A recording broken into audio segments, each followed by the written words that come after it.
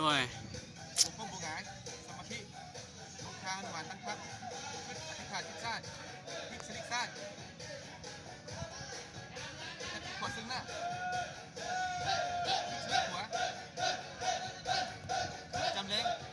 ขวากินพี่เด้อลงทาง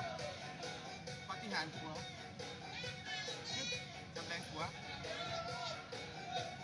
เบียนจำแรงซ้ายมือสลักให้มันคล่องถูกกันลงทางปฏิหารซ้ายมาขึ้นจำแรงซ้ายลงทางน้ำมันครบหลาย33ทาง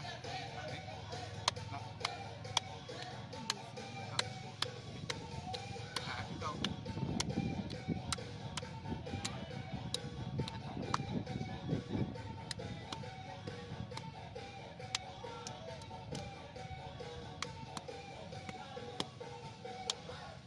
เกี่ยวเข้า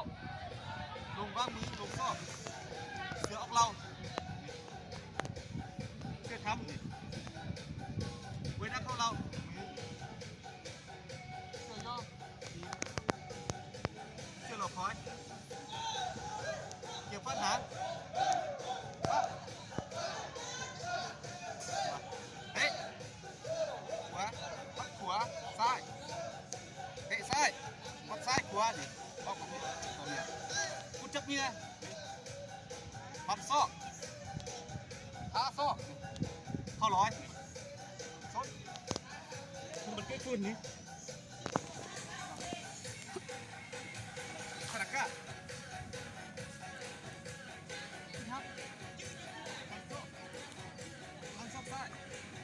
ซอกขวากับพวกฝ่ายเข้าพลิกชอบปิดเข้าข้างล่างขวาซ้ายทำลูกหัววะเอาขวาขึ้นครับทำลูกซ้ายเฮ้ยรีบ